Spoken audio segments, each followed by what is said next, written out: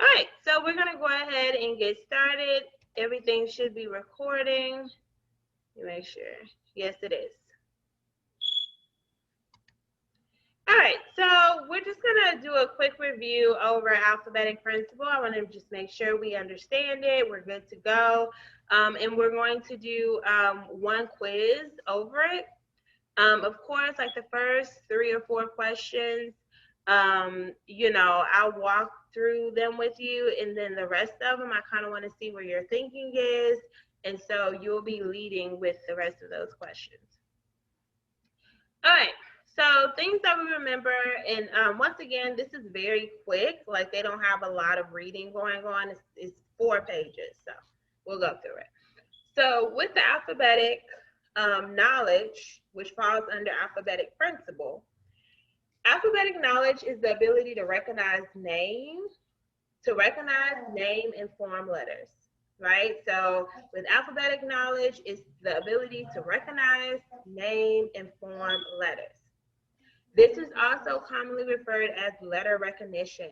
Students' alphabetic knowledge is a strong predictor of early reading success. They develop alphabetic knowledge by, can you go ahead and read the first 3 bullet points?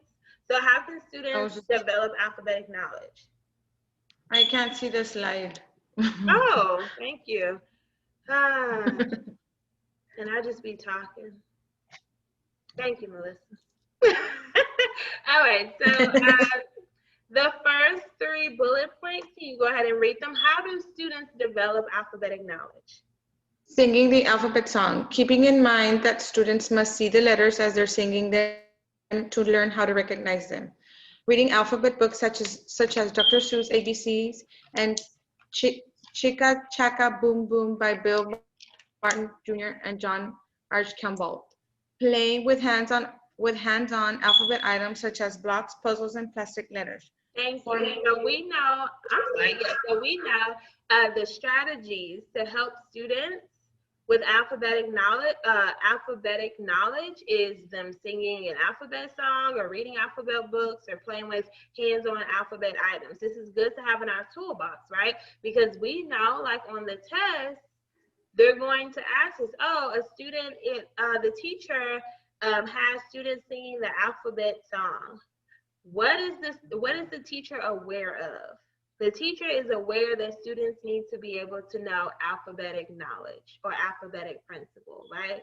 So that's they give you a situation and then they expect you to be able to identify it. That's really how those questions go. With 240 tutoring, we're getting the content, but I still want you to think about it in terms of not knowing just the definition, but knowing how to apply it. That's why those strategies are so good, because they're going to give you the strategies first, and then on the test, they're going to ask you, okay, so the teacher is aware of what? So forming letters in a variety of ways is also a strategy. Using fingers to form letters in small flat containers of sand or rice, or using Play-Doh to make letters. Tracing plastic, felt, or sandpaper letters is also a way for students to understand the alphabet. To develop alphabet knowledge, students should recite the name of the letter as they work with it. So that's another strategy for alphabetic knowledge. Students should recite the name of the letter as they work with it. Don't forget that students need to know both the uppercase and the lowercase forms of each letter. So then once students have solid alphabet knowledge, so they have the alphabetic knowledge, they know that this letter is an A, this letter is a B, this letter is C, then we go to the alphabetic principle. The alphabetic principle is the understanding that the speech sounds that they hear, those phonemes, b, a, are represented graphemes made of letters. So now they're able to connect the sound to like a physical print out letter, right? This understanding is the basis for phonics instruction. So phonics instruction, we know, is spelling, right? If students are struggling with alphabetic principle, they're not going to be strong in spelling. So phonemes, we know, it's a sound. Graphemes we know are the symbols, are the letters, right? Developing a base of knowledge for alphabetic principle begins with exposure to text from a very early age. However, the alphabetic principle typically requires direct, purposeful instruction. The process of teaching the alphabetic principle should follow these steps. So one, direct instruction of the letter and the corresponding sound. So you're showing a student the B and then you're making the sound. Then opportunities for practice to reinforce the relationship between newly learned letters and corresponding sounds. Three, exposure to newly learned letter sound relationships in books and other texts. So they should be able to apply it and see it, right? To develop the alphabetic principles, students should recite the sound of the sound of the letter as they work with it. All right. So let's see what I want to focus on here. Okay, so informal assessment of alphabetic knowledge in the alphabetic principle. So with alphabetic knowledge, they're learning the alphabet and the shape. With alphabetic principle, they're learning that sounds connect with these graphemes. Graphemes we know are symbols or letters. So here are a list of some of the activities that can also serve as ways to informally assess understanding of alphabetic knowledge. So if you are assessing alphabetic knowledge, you provide the letter, right? If you are assessing the alphabetic principle, you provide the sound. So don't get alphabetic knowledge and alphabetic principle confused. Alphabetic principle deals with the sound. They're connecting the sound, the phoneme, with the grapheme. With alphabetic knowledge, they're just dealing with the letters. So things that you can do to help students, provide Play-Doh or clay to make letters. Ask students to use their fingers or body to form the shape of letters. Use carpet, small sandboxes, or even the air for drawing letters. Play quick games like thumbs up, thumbs down to identify correct or incorrect letter sound pairings. All right, then we have the formal assessment, right? So in order to assess students for their alphabetic knowledge and mastery of the alphabetic principle, a teacher needs to do individual assessments. So you have the individual alphabet assessment where you provide a set of letters to the student. The letters can be printed on a list or in manipulative forms such as magnetic letters or letter tiles. To access alphabetic knowledge, the teacher would say a letter name and then students would point to the letter. This is formal, right? So this is data that the teacher is going to take. Or teachers point to a letter and students say the letter name. To assess alphabetic principle, they're dealing with sound, right? So the teacher makes a letter sound and the student points to the letter. The teacher points to a letter and the student makes the letter sound. So community collaboration for the alphabetic principle. Can you go ahead and read this paragraph? Communicate with families in order to let them know the importance of reading to their children and discussing labels, signs, and posters while at home, shopping, and traveling. Communication can be done through parent conferences and parent nights, newsletters, emails, or class visitations. Because parent involvement is so important in a children's literacy development, communication with them is highlighted in many competencies. Wonderful, right? So we want to make sure that we communicate with the parents, whether it is having them read to their children or even in a store.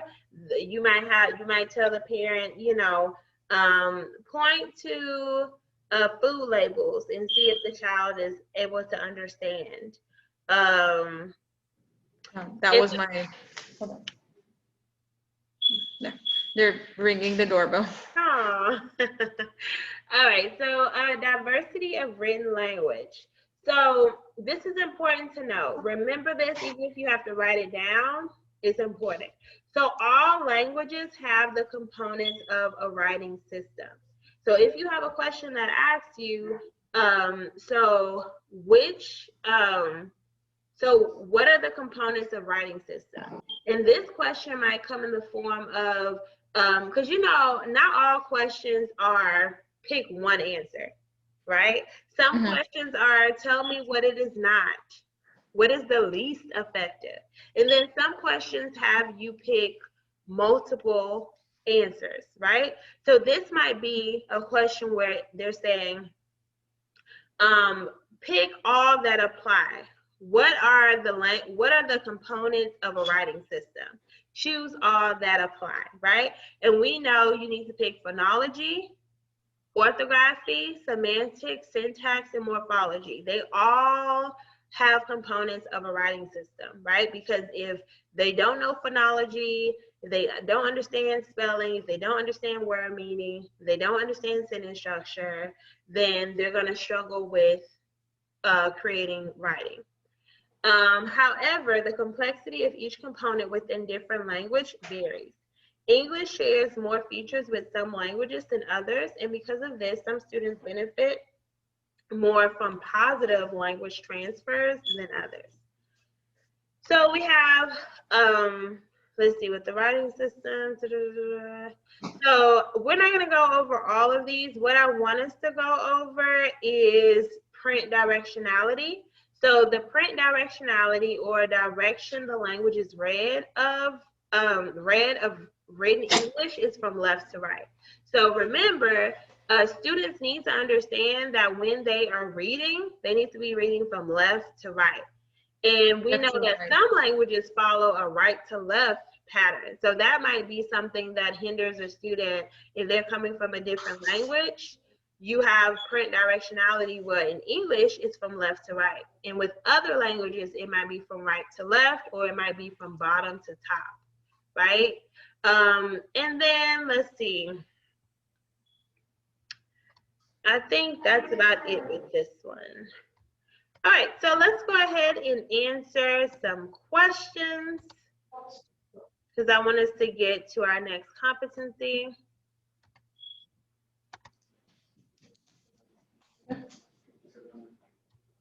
Ah, Google Meet y Gmail. Ahí lo tiene el Junior.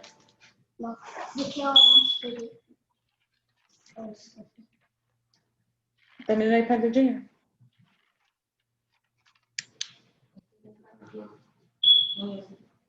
All right, so we have, the teacher provides students with squares of carpet and asks them to trace the letter shapes into the carpet with their finger. Okay, so the teacher provides students with squares of carpet and asks them to trace the letter shapes onto the carpet with their finger. For which of the following students is this activity most appropriate? So this is definitely a question that might appear on the test, right? It's rigorous enough. A student struggling to understand print directionality. So a student that is struggling with knowing that it's from left to right and not right to left. Yeah. B, a student struggling with correct letter formation. C, a student with strong phonemic awareness but little understanding of print concepts. A student lacking in print awareness. So correct letter formation is basically how the letter should be Should be written. drawn. Right. And we know that we have a background in this, which is also awesome.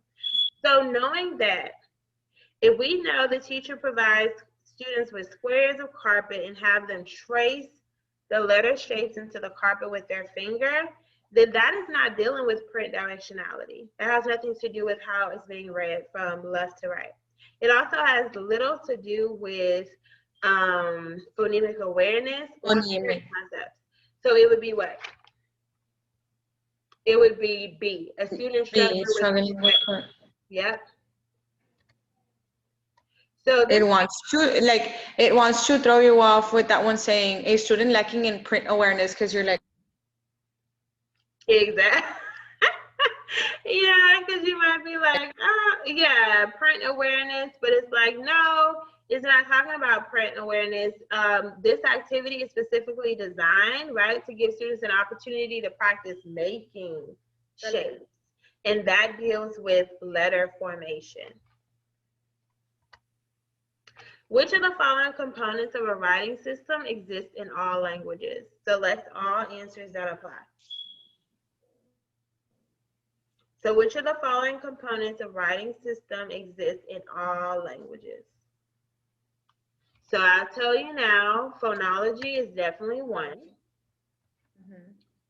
Orthography, morphology, and semantics would all count. All right. So these are definitions, right? And we're going to start using Quizlet so we make sure that we have it. So semantics refers to the study of sentence meaning, and we know that all languages have semantics, right? Because all languages have words that have meaning, right? That mean something. Morphology refers to the study of words, how they are formed, in their relationship to other words in the same language. So all languages have morphemes, right? Orthography refers to the set of conventions for writing a language. So, the spelling rules, that's orthography. Phonology. Phonology refers to the sound systems of a language. So all languages have sounds that connect to letters, which form words. All right, so which of the following statements correctly describes the relationship between phonemes and graphemes? So how would we describe a phoneme? A phoneme is what? Sound. It is the smallest unit of what? Of Sound. sound, right? And we know that graphemes are what? What do you remember about graphemes? They're like symbols, no? Yes, symbols, very much so. So, what would be the relationship? Sorry? What would be the relationship between phonemes and graphemes? If phonemes are sounds and graphemes are symbols, what is the relationship between them? So we know a phoneme is not a two-letter grapheme, right? Because not all phonemes are two letters. Mm-hmm. A grapheme is the sound made by a phoneme. Is a grapheme a sound? No. No, right? A phoneme is a type of grapheme. No, because once again, a phoneme is a sound. A grapheme is a symbol used to identify a phoneme. D would be correct, right? Because It's we the have to symbol, remember. and that's where you get the sound, which is the phoneme. There we go. Perfect. And so a phoneme is the smallest unit of sound within a word. Phonemes can be made up of one or more letters. A grapheme is what you said, is a symbol representing the sound made by each phoneme. All right. This is going to be our last one because I want us to get to our next competency. So even though her students cannot yet read, a preschool teacher labels each of their backpack hooks with their names. Labels commonly used items around the room and has an assortment of books available for them to access independently. So even though they cannot read, she still has their names on their backpacks, right? She still has labels around the room. She still has different books available for them to access independently. Which of the following best explains why this teacher has prioritized making her classroom a print-rich environment? Why is this important? A, to improve student recognition of irregular high-frequency words. B, to develop the student's ability to recognize, name, and write letters. C, to support and encourage student understanding of the forms and functions of printed language. D, to increase student phonemic awareness. So what are the two that we would automatically get rid of? Letter A. Okay, so letter A would be gone. What's the next one? And letter D. Letter D. Okay. So to develop the student's ability to recognize, name, and write letters, or C, to support and encourage student understanding of the forms and functions of printed language. So he said, even though her students cannot yet I think read, it's B. you said B or C? B. Hold on. That's okay. Yeah. And I did it really fast too. Okay, so this is fine. This is fine. So let's see. So it says, while a print-rich environment is part of the foundation for these skills, it says nowhere in the described scenario does the teacher use the various labels to teach the names of the different letters. So that's what got us, right? So they're not teaching the different names of the letters. C, to support and encourage student understanding of the forms and functions of printed language. She know her kids cannot read, but as they start to see these labels and as they start to see their names, they know that they have some type of function exactly to them. So great, we're good to go. All right. So I want us to end on a good note. So we're going to do number 5, and we're going to take our time with it, and then we're going to move on to competency 4. So a kindergarten teacher notices a student in class is writing B when he means to write D, and vice versa. So they're struggling with those B and D letters. Switching it. Yes, they're getting it confused. I work with several students who get them confused. I'm like, oh my God. But they say it's too early to determine in kindergarten. Yeah, but I think if you give a child a strategy, they still would be able to overcome it. So, which of the following activities would help the student improve his understanding of letter directionality? Because he's struggling with the direction that D, you got the stem first, right? No, I'm sorry. With the B, you have the stem first, and then you have the circle. Versus with the D, you got the circle first and then the stem. So they're struggling with that letter directionality. A, the teacher has the student say each letter while tracing its shape on paper. B, the teacher has the student write the letters B and D over and over on the board silently. C, the teacher has the student identify letters B and D within a grade level text. D, the teacher writes the letters B and D on the board and talks about their shape. So we know that B is absolutely not it. Having them write it over and over is still not going to give them what they need to be successful. D, the teacher writes the letters B and D on the board and talks about their shape. Once again, you're still not giving them a strategy. Right. You're just saying the same thing over and over. C, the teacher has the student identify letters B and D within a grade level text.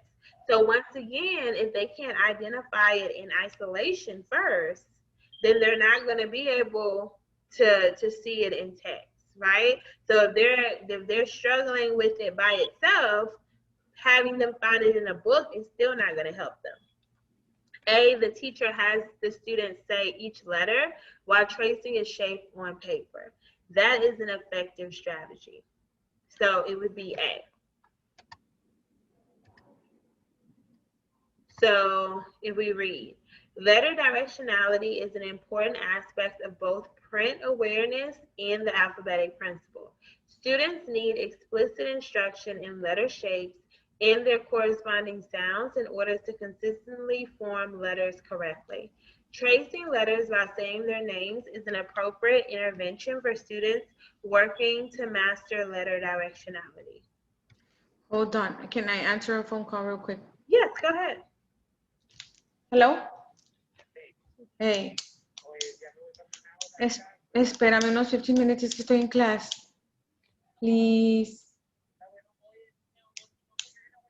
Sí, sí, I have it. Sí, aquí ya lo traigo. Ya. Bueno, dale, bye. There. All right, perfect. All right, so when we're moving on to competency 4 now, I think we have a good understanding of the alphabetic principle and how at the end of the day, they're matching the sound with the grapheme, right? And the different strategies that go along with that. So with competency 4, this is dealing with literacy development. The teacher understands that literacy develops over time, progressing from emergent to proficient. Emergent meaning They're still at the beginning stages to proficient. They understand, they're able to read, right? And uses a variety of approaches to support the development of students' literacy. So you also understand the strategies needed to help students become proficient in reading. So we have, in a meeting with a teacher, a parent asks how to encourage reading and improve reading skills for children at home. Which of the following is the most effective recommendation for the teacher to make? So of course, I'm gonna go back and read it. So in a meeting with a teacher, a parent asks how to encourage reading and improve reading skills for children at home. So which of the following is the most effective recommendation for the teacher to make? A, reading books aloud with the child at home. B, allowing the child to see adults read at home. C, providing costumes and props. C, providing costumes and props for the child to act out stories at home. D, buying books on audio for the child to hear at home. So let's go back to the question. In a meeting with the teacher, a parent asks how to encourage reading and improve reading skills for children at home. So we're looking for an effective recommendation. At home. So we have B, allowing the child to see adults read at home. So just because the child sees you read at home, they're not going to get the concept. Exactly. Read. C, providing costumes and props for the child to act out stories at home. Once again, that's not the concept of them reading. A, reading books aloud with the child at home. Maybe. Let's keep going. D, buying books on audio for the child to hear at home. So once again, this is to encourage reading and improving their reading skills. Having them buy books on audio. It's just going to be hearing. They're not going to be seeing it. So it's exactly. So the answer is letter A. What? A. A. Absolutely. A is correct because research shows that reading aloud with children is the best way to promote childhood literacy, right? So they said with D, option D is incorrect because listening to someone else read aloud is not active participation. So we were looking for active participation here, and the only one that is like active participation with reading books specifically and directly is A. All right, perfect. So now what we're going to go ahead and do, let's see, return to the course.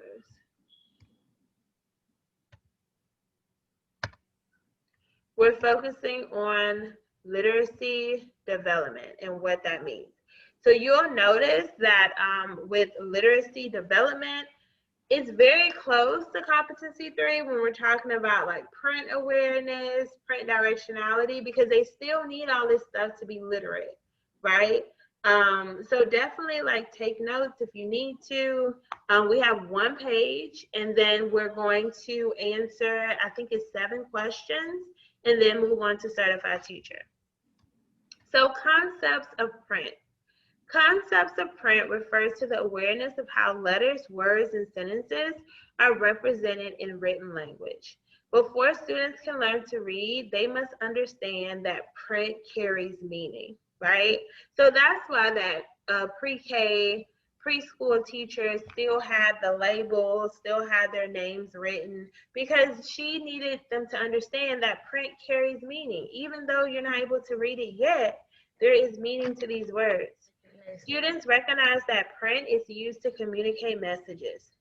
They know they will hear a story from a book and are familiar with the functions of text in the environment, such as signs, cards, letters, emails, text, and menus.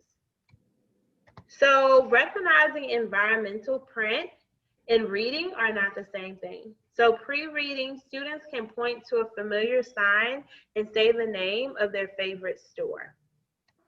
So directionality and tracking. Students recognize that text is written left to right and top to bottom, that books are read from front to back, They understand tracking, right? Identifying the next word to be read. Return sweep. Then we have letter, word, and sentence representation. Students recognize that words are made from letters. Sentences are made from words with spaces in between, where sentences start and end by recognizing punctuation.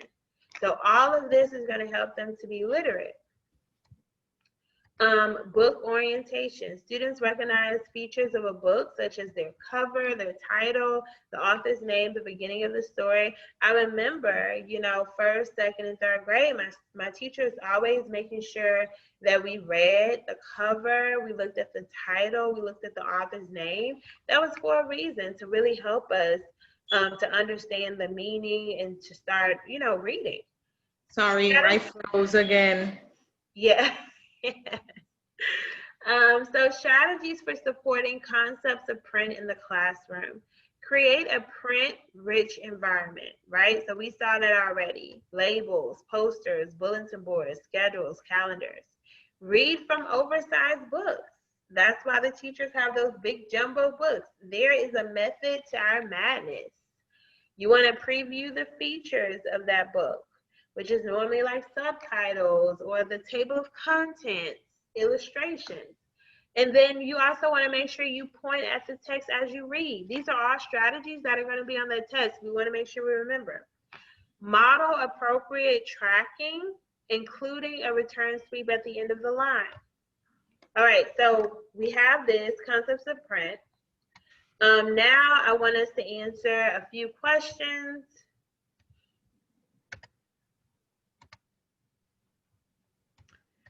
So which of the following is not a component of print concepts? So we read about a lot of strategies, a lot of characteristics. What is one thing that we didn't see? So which of the following is not a component of print concepts? We have A, awareness of the left to right, top to bottom progression of text. B, identifying basic punctuation. C, understanding the difference between letters, words, spaces, and sentences. D, phoneme awareness. What is not a component of print concepts? So all of these are talking about print except what? Except which one? D. D, right? Phonemes, because we know phonemes is dealing with sound. Absolutely. Yep, there we go. At the beginning of the year, doing open house, a preschool teacher always welcomes her class by reading aloud one of her favorite books. She holds the book up for everyone to see the words and pictures, and she uses her finger to move along the text as she reads. She then encourages parents to also track their progress through books at home by tracing the line of text as they read. Which of the following is the teacher's reason for this suggestion? Is it A, to teach print concepts, B, to help students develop an understanding of print orientation, C, to encourage student instructional analysis of words? So have we learned anything about structural analysis? No. No. So we know that's just an answer choice in there to throw us off. D, to improve student recognition of sight words. Is this competency about sight words? No. It's about literacy. It's about print awareness. So, which of the following is the teacher's reason for this suggestion? I think it's B. Okay. No. Don't think about it. Yes, 100%. So print orientation is important for us to remember. Tracing your finger along the words as you read draws attention to the direction the words move. This helps students develop an understanding of print orientation, right? So you want to make sure that in your flashcards, you have print orientation, the concept of text moving left to right and top to bottom along a page.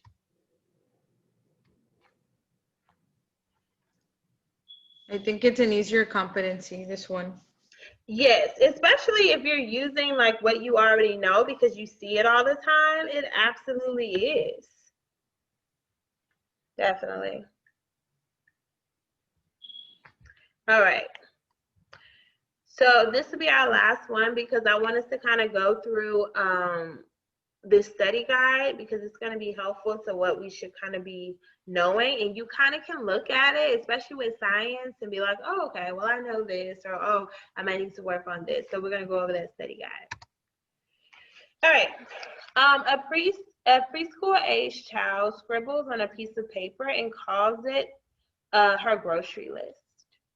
On the back, she draws a picture of her and her mom in the grocery store. At the store, she pretends to read food items off the side containing the scribbles, asking her mom to buy various items.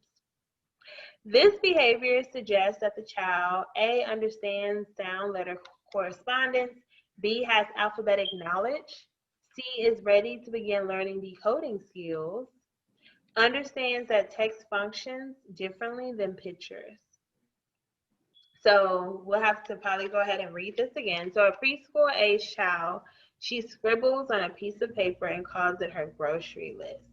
On the back, she draws a picture of her and her mom in the grocery store. At the store, she pretends to read food items off the side containing the scribbles.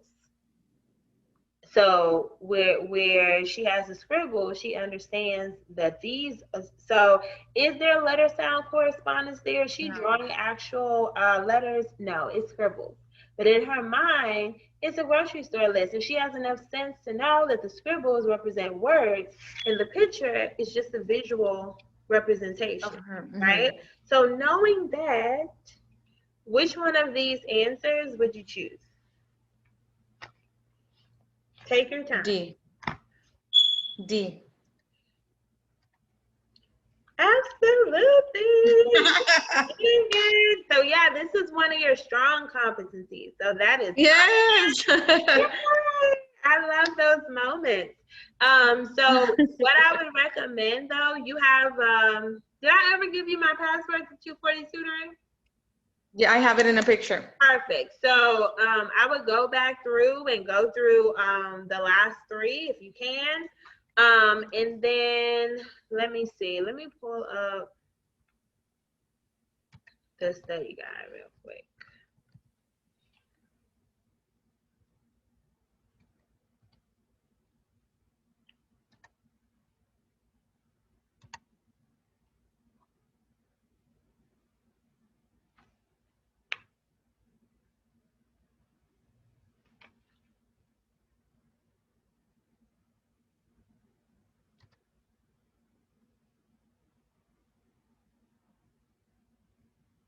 So I will also be sending this to you. Like I said, I have 2 days where I kind of get to catch up on everything because they were stressing me out. But basically, this is a study guide that goes through the ELA. So we know we need to know phonemes. This is going to be on the test. Segmentation is going to be on the test. We need to know syntax, semantics, phonology. Are you showing that on the screen, or what are you showing on the screen? Because I still see the question. Or you're just telling me? No, I was supposed to be showing you. Sorry. Oh. You know, that's my bad habit. Okay. For ELA, we know we want to know the phonemes, the segmentation. We want to know syntax, semantics, phonology, right? So I will be sending you the study guide so you can make sure that you remember, right?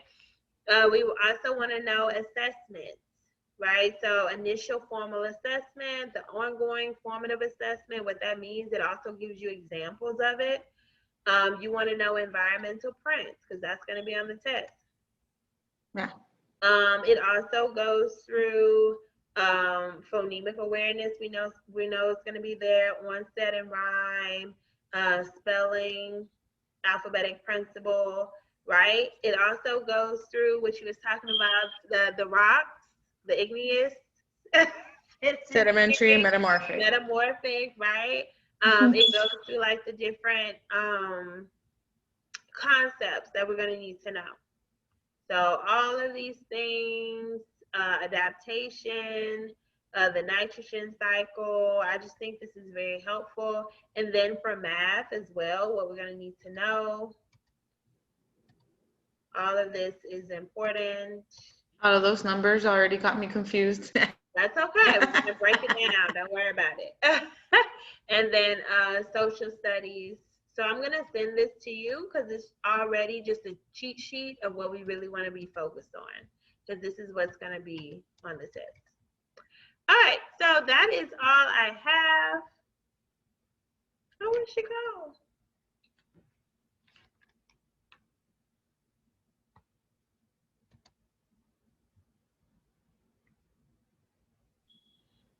Are you back? Okay. Yes. All right, perfect. So that's all I have. I'm gonna get that emailed out to you as well as your schedule.